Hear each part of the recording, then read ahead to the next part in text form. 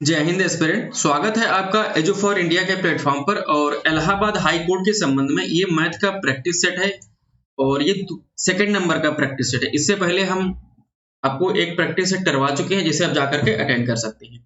इसमें क्या शामिल है कि प्रीवियस ईयर के क्वेश्चन शामिल हैं जो क्या है आपके लिए बहुत ही महत्वपूर्ण है, और उसके साथ में वो भी इंफॉर्मेशन मिलेगी जिसके बेस पे आप क्या कर सकोगे, जो दूसरे क्वेश्चन आप एग्जाम में बनेंगे वो सारे क्वेश्चन आप कर सकोगे।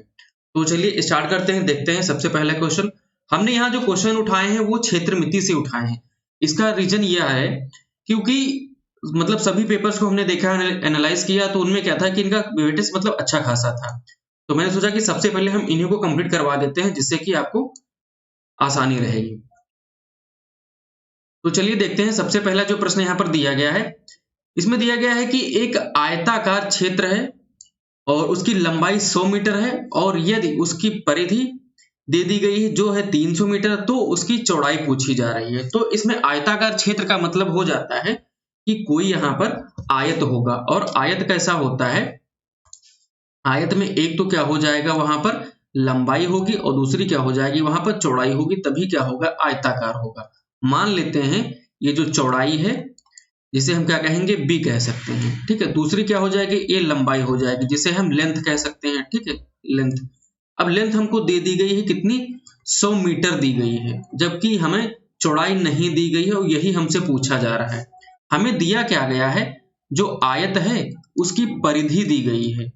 तो आयत की परिधि हमें दी गई है 300 मीटर, जबकि आयत की जो परिधि होती है इसको हल करने का एक सूत्र होता है जो होगा, आप जानते होंगे कि 2 ब्रैकेट में लंबाई प्लस चौड़ाई, ये क्या हो जाता है, परिधि का फॉर्मूला हो जाता है। आयत की जो आपकी परिधि होगी या फिर कह सकते हैं जो पेरीमीटर होगा।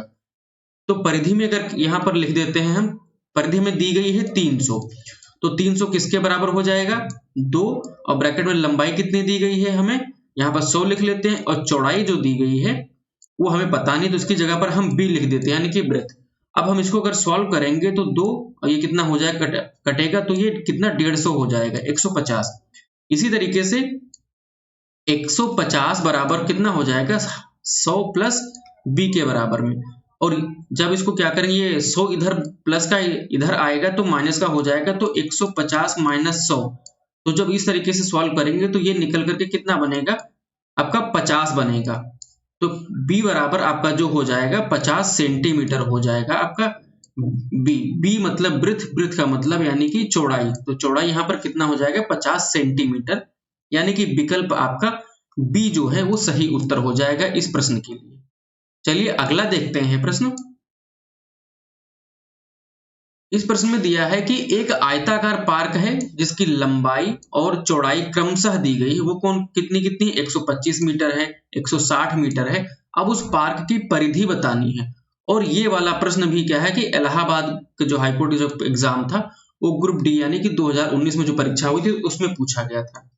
तो सबसे पहले देख लेते हैं यहाँ पर कि जो आयताकार पार्क है, तो पार्क कैसा है, आयत है। तो आयत में क्या होता है, लंबाई लंबाई बराबर होती है और चौड़ाई चौड़ाई बराबर होती है। तो ये मान लेते हैं कोई एक आयताकार पार्क हो गया, और इसकी लंबाई मान लेते हैं थोड़ी देर के लिए कि L हो जाएगी, और चौड़ाई इसकी कितनी हो जाएगी, B वृत्त हो जाएगी।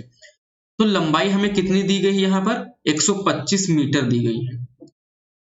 लंबाई हो गई हमारी यहाँ पर 125 मीटर हो जाएगी, और यहाँ पर चौड़ाई जो दी गई है वो 160 मीटर हो जाएगी इस तरीके से।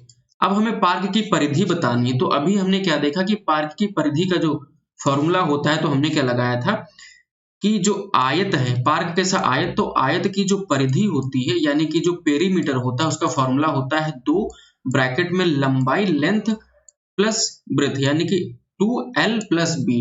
अब यहाँ पर जो हमें दिया गया है क्या, 2, और ब्रैकेट में L कितना है, L दिया है 125, और B कितना, ब्रेथ कितना दिया गया है 160। अब इनको जब हम क्या करेंगे, जोड़ेंगे, तो ये अंदर कितना हो जाएगा, 285 बनेगा, और फिर इसको क्या करेंगे, 2 से जब गुणा करेंगे तो ये बनेगा 570, वो भी कितना, मीटर में होगा। तो ये हमें ध्यान रखना है। तो ये 570 मीटर, यानी कि जो विकल्प सी है वो आपका सही उत्तर हो जाएगा। मैं मीटर सेंटीमीटर को ध्यान में रखने के लिए ये कह रहा हूं क्योंकि आपके आयोग के द्वारा ही क्वेश्चन पूछा गया। अब यहाँ देखो विकल्प सी में 570 सेंटीमीटर दिया गया है और यहाँ पर 570 मीटर दिया गया है। तो सब कुछ सही रहा, अगर सब कुछ सही है भी और आप मीटर सेंटीमीटर में अगर गड़बड़ कर गए तब भी आपसे क्वेश्चन गलत हो जाएगा। तो यहाँ पर जो मेजरमेंट की डिजिट दी गई हैं वो भी आपको अच्छे से ध्यान रखनी है। आगे देखते हैं यहाँ पर जो प्रश्न दिया गया है कि यदि एक आयत की लंबाई और चौड़ाई क्रमशः कितना 9 सेंटीमीटर और 7 सेंटीमीटर हो तो उस आयत का हमें क्षेत्रफल बताना है। तो कोई आयत है यहाँ पर दिया गया है, आयत इस तरीके से होता है, उसमें एक क्या होती है चौड़ाई होती है, ब्रेथ होती है, एक लेंथ होती है। तो लेंथ हमें कितनी दी गई है यहाँ पर 9 सेंटीमीटर दी गई और ये ब्रेथ यानी कि चौड़ाई वो 7 सेंटीमीटर दी गई है। तो ये 7 सेंटीमीटर में है, ये हमें ध्यान रखना है। और हमसे क्या पूछा जा रहा है, आयत का क्षेत्रफल पूछा जा रहा है, यानी कि या फिर कह सकते हैं आप एरिया। तो आयत का जो क्षेत्रफल या एरिया होता है इसका फॉर्मूला क्या होता है, लंबाई गुणे चौड़ाई। तो लंबाई और चौड़ाई को आपस में गुणा कर देंगे तो क्या होगा, लंबाई हमें दी गई है 9 सेंटीमीटर और चौड़ाई दी गई है हमें 7 सेंटीमीटर।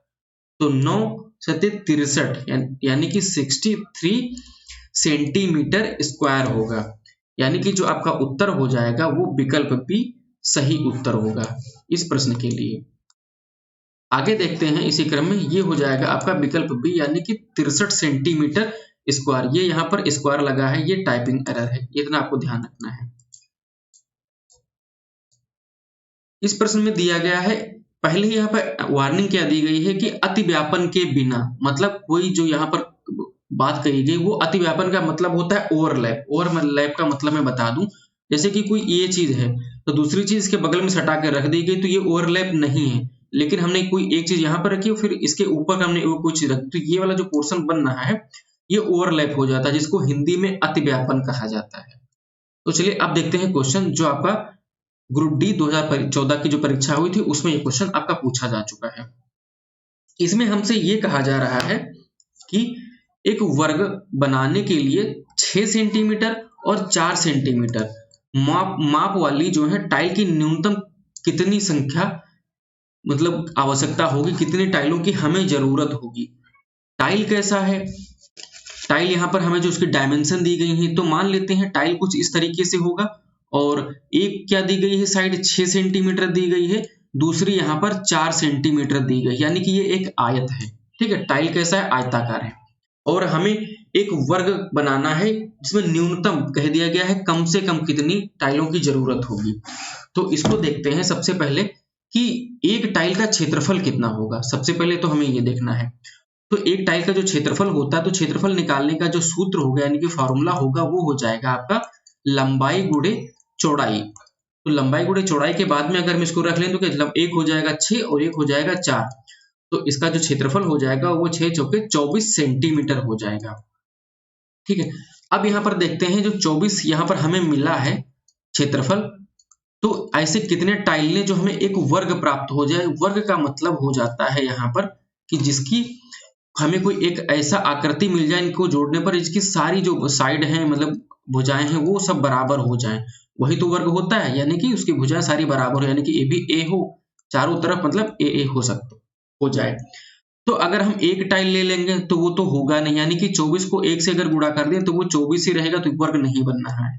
अगर हम क्या कर दें 24 को 2 से गुणा कर दें यानी कि 2 अगर टाइल ले लें तो क्षेत्रफल कितना हो जाएगा, तो वो हमें प्राप्त हो जाएगा 48 सेंटीमीटर स्क्वायर, लेकिन ये भी वर्ग नहीं है। अगर हम 24 क्या कर दें 24 की तरीके से 3 अगर टाइल ले लें तो ये 72 हो जाएगा, तो 72 भी वर्ग नहीं है।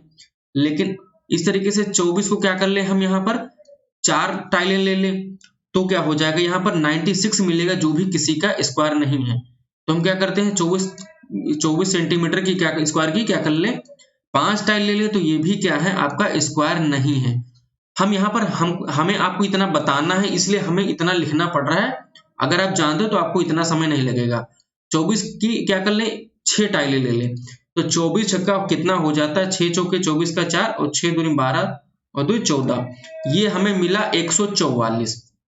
144 कितना सेंटीमीटर स्क्वायर, 144 किसका स्क्वायर है 12 का स्क्वायर है, 12 बारह हम 144, यानी कि ये आपका सही उत्तर हो जाएगा 12 सेंटीमीटर, यानी कि जो विकल्प बी है इस प्रश्न के लिए आपका सही उत्तर होगा। ऐसे ध्यान रखना है। तो इस तरीके से आपको घुमा करके ग्रुप डी में भी क्वेश्चन पूछ लेता है, इसे आपको ध्यान रखना है।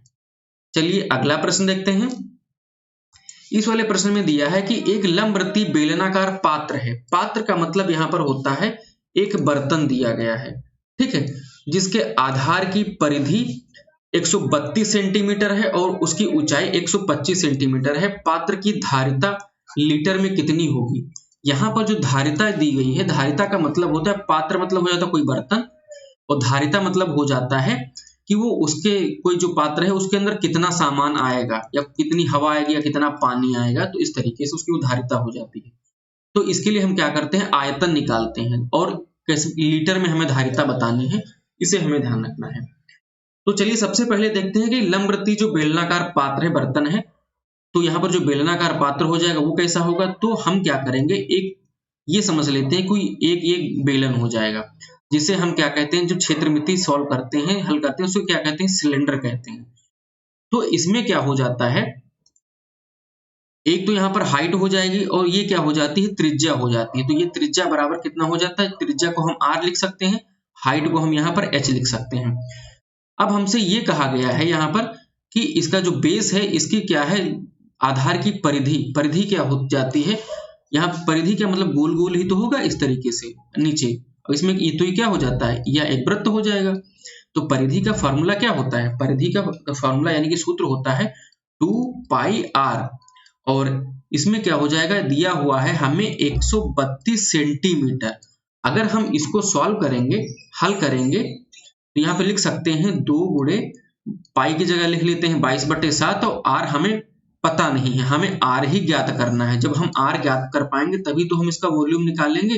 वॉल्यूम लिख लें हम यहाँ पर, चाहे यहाँ पर मैं पहले बता देता हूँ, वॉल्यूम लिख लें चाहे हम आयतन लिख लें, और आयतन का जो सूत्र होता है वो होता है पाई r स्क्वायर h। तो हमें क्या पता है, यहाँ पर हमें h तो दे दिया गया है यहाँ पर, ठीक है, यहाँ पर कितना दिया गया है, 25 सेंटीमीटर, जैसे यहाँ पर आप देख पा रहे हो ये 25 सेंटीमीटर, लेकिन हमें r नहीं पता है। तो इसके दम पर पहले तो हम क्या करें, r यानी कि रेडियस, त्रिज्या निकाल लेंगे। r ये बराबर किसके दिया गया है, 132 सेंटीमीटर के।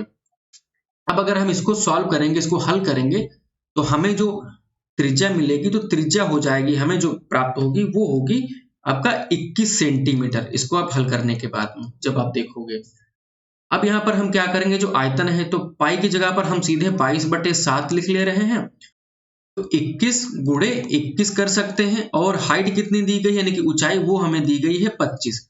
तो इसको अगर हम सॉल्व करेंगे तो 7 एकम 7 तिया 21। तो अगला जो हम यहाँ पर लिख सकते हैं, जो बचा हुआ यहाँ पर होगा डिजिट, तो 22 हो जाएगा, और 21 को 3 से गुणा कर देंगे, ये 3 और 21 को, तो 63 हो जाएगा, और इसको गुणा कर सकते हैं हम 25 से। तो जब इसको हम सॉल्व करेंगे तो इस तरीके से जो हमें प्राप्त होगा वो मिलेगा 34,650 सेंटीमीटर स्क्वायर। सेंटीमीटर स्क्वायर नहीं, क्यूब होगा, क्योंकि यहाँ पर वॉल्यूम 3 डायमेंशन को गुणा करते हैं तो क्यूब हो जाएगा। लेकिन हमें यहाँ पर एक कंडीशन दी गई है, क्योंकि हमें क्या बताना है, इन्होंने कहा है कि जो है लीटर में हमें बताना है। तो लीटर क्या होता है, यहाँ पर लिख लेते हैं कि एक जो लीटर होता है, हमेशा याद रखना, 1 लीटर किसके बराबर होगा, वो हो जाएगा आपका 1000 सेंटीमीटर क्यूब के। तो ये जो हमें प्राप्त हुआ है कितना, 34,650 जो आपको प्राप्त हुआ, इसको अगर हम 1000 से भाग दे देंगे तो हमें क्या मिलेगा, इस तरीके से जो हमें प्राप्त होगा, 3 जीरो लगे हैं तो ये जीरो हटा करके ये हमें प्राप्त होने वाला है 34.65, वो भी क्या हो जाएगा, लीटर। ठीक है, तो ये कहां पर उत्तर दिया गया है, जो विकल्प ए है इसमें आपका सही उत्तर हो जाएगा, जैसा कि आप यहाँ पर देख पा रहे होंगे, विकल्प ए आपका सही उत्तर होगा इस प्रश्न के लिए। इस प्रश्न में दिया गया है कि एक ठोस घन का कुल पृष्ठीय क्षेत्रफल हमें 24 वर्ग सेंटीमीटर दिया गया है, और इसमें क्या करना है, हमें घन का आयतन सेंटीमीटर में कितना होगा ये बताना है।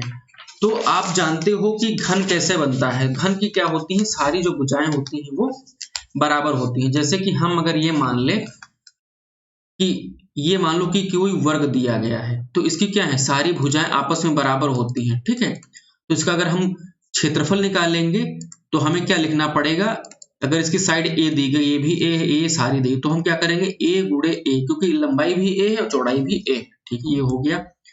आगे देखते हैं कि अगर हम इसी तरीके से बहुत सारे जो वर्ग हैं इनको ऊपर नीचे ऊपर नीचे ऊपर नीचे रखते चले जाएं, और कितने रखें, सिर्फ जितने इनकी भुजा है उतने ही, जितने ये हैं इनकी ये है लंबाई, उतने ही रखें, तो कितना ये 3 ए हमें प्राप्त होंगे। एक तो लंबा होगा, एक चौड़ा होगा और एक ऊंचा होगा। तो हम यहाँ पर क्या करते हैं, उनका वॉल्यूम निकालते हैं, यानी कि उसका आयतन हम निकालेंगे। और जब आयतन निकालेंगे तो वो हमें कितना प्राप्त होगा, वो होगा यहाँ पर हम ए को 3 बार गुणा करेंगे, ए गुणे ए, यानी कि v बराबर हम क्या लिख सकते हैं, ए क्यूब।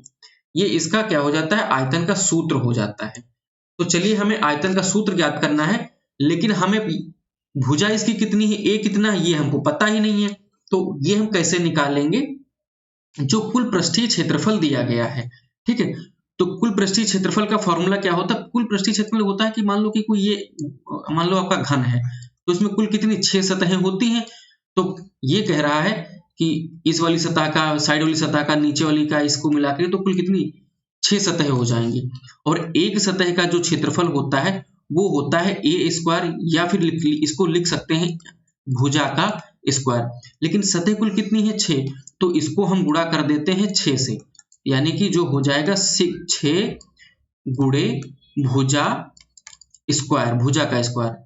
अब हम इसके बराबर क्या दिया गया, 24 दिया गया, तो 24 बराबर 6 गुणे ए स्क्वायर। अब 6 कम 6 चौके 24, तो ए बराबर जो हमें कितना मिला, वो मिला है ए स्क्वायर बराबर हमें मिला है 4। तो ये वर्गमूल निकालेंगे तो ए बराबर हमें जो प्राप्त होगा वो 2 प्राप्त होगा।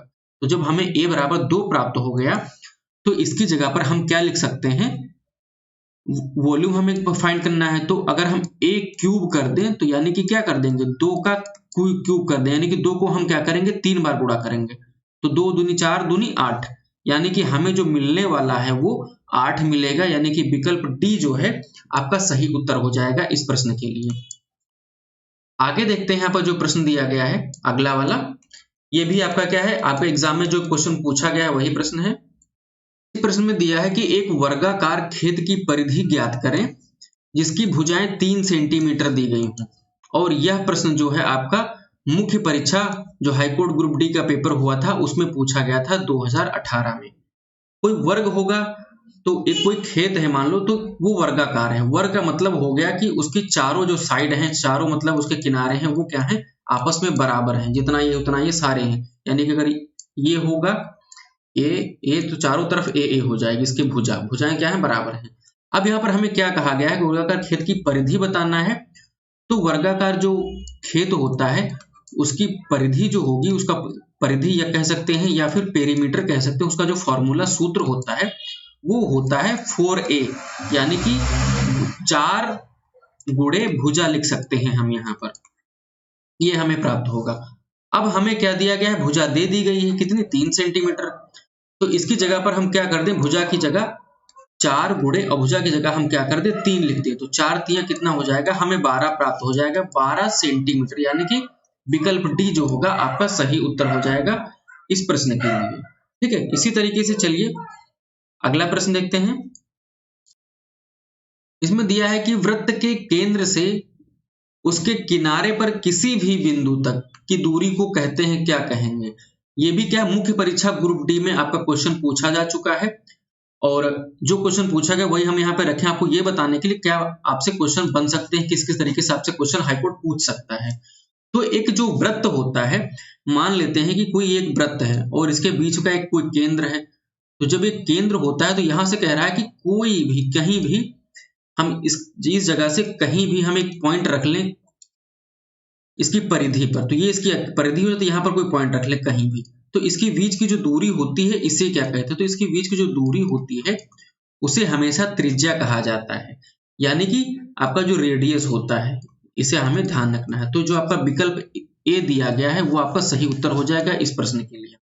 और जो डायमीटर होता है यानी कि व्यास होता है, तो इसी के सीधे में क्या कर दें, अगर हम एक लाइन खींच दें, ठीक है, इसमें यानी कि इस तरीके से जो क्या हो केंद्र से गुजरे और इस छोर से लेकर के उस छोर तक छुए तो यानी कि आर ये हो जाएगा, एक आर ये हो जाए, यानी कि दो त्रिज्या मिल करके यानी कि 2 गुणे त्रिज्या यानी कि आर बराबर कितना हो जाता है, व्यास बनाता है।